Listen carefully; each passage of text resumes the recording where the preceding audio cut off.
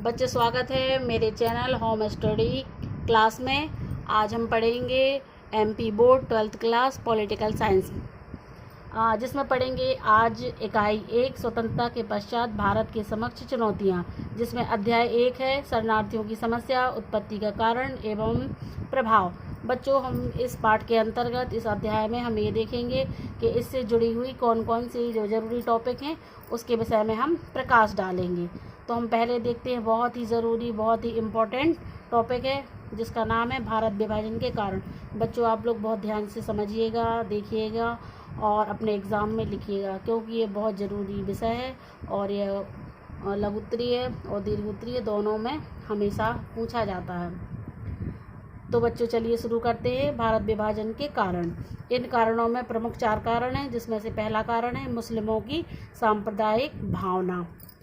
तो बच्चों, हम लोग सभी जानते हैं कि मुसलमान शुरू से अपने भारत में रहे हैं और एक साथ रहे हैं, लेकिन एक साथ रहने के बावजूद भी उनमें कोई भी भाईचारे की भावना उत्पन्न नहीं हुई है और ना ही अंग्रेजी भाषा का उन पर कोई प्रभाव पड़ा है, ना अंग्रेजी विचारों का और ना उनकी संस्कृति का किसी का प्रभाव मुसलमानों के ऊपर नहीं पड़ा है। उन्होंने इन सब चीज़ों से अपने को अलग रखा है, जिसके कारण उनमें एक धर्म की एक पकड़ बनी हुई है, वह धर्मांधता बनी हुई है कहना चाहिए।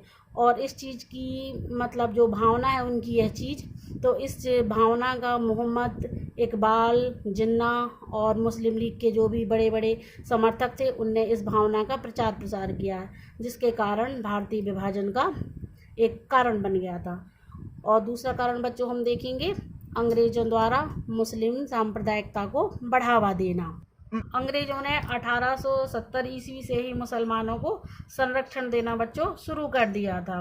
अंग्रेज़ हमेशा से ही मुसलमानों को सपोर्ट करते थे और 1909 के जो अधिनियम था उसके द्वारा सांप्रदायिक निर्वाचन है उसमें उनको बढ़ावा मिला था, जिसके कारण मुसलमान बहुत ज़्यादा बढ़ गए थे। और अंग्रेज़ों ने हमेशा से ही बच्चों 2 राष्ट्रों का जो सिद्धांत है उसका सपोर्ट किया था, जिसके कारण मुस्लिम लीग की जो संभव सहयोग है वो हमेशा मिलता रहा है अंग्रेज़ों के द्वारा, और जिसके कारण ही भारत विभाजन ने एक बड़ा विकराल रूप धारण कर लिया। बच्चों, अब हम पढ़ेंगे तीसरा कारण, मुस्लिम लीग के प्रति कांग्रेस की तुष्टीकरण की नीति। आखिर उनकी क्या पॉलिसी थी, अपन इसके बारे में देखेंगे। तो बच्चों, ये है कि कांग्रेस ने हमेशा से ही जो मुस्लिम हैं उनको कई बार से उनकी अनुचित मांगे हैं उनको हमेशा माना है, उनकी जो अनुचित मांगे भी रही हैं तो उनको स्वीकार किया है, और जिसके परिणाम स्वरूप जो 1916 में जो लखनऊ समझौता हुआ था वो कांग्रेस की बहुत बड़ी भूल थी।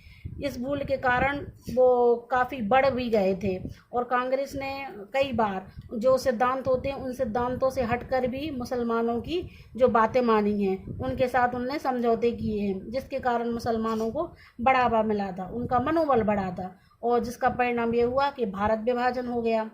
अब हम बच्चों पढ़ेंगे चौथा कारण, जिसमें अंतरिम सरकार में मुस्लिम लीग के सदस्यों को शामिल किया जाना।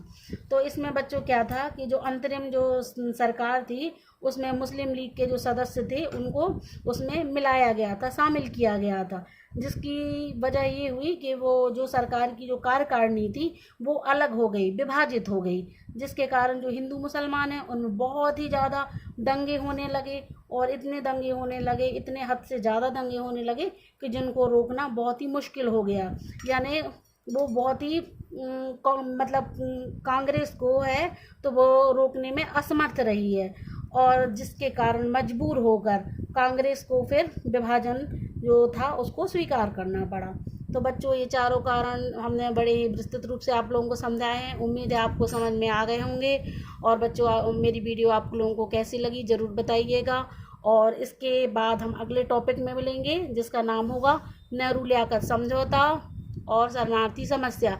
तो बच्चों, आप लोग यह वीडियो देखना मत भूलिएगा, और वीडियो देखने के लिए थैंक यू बच्चों। मेरे चैनल को लाइक करें और सब्सक्राइब करें।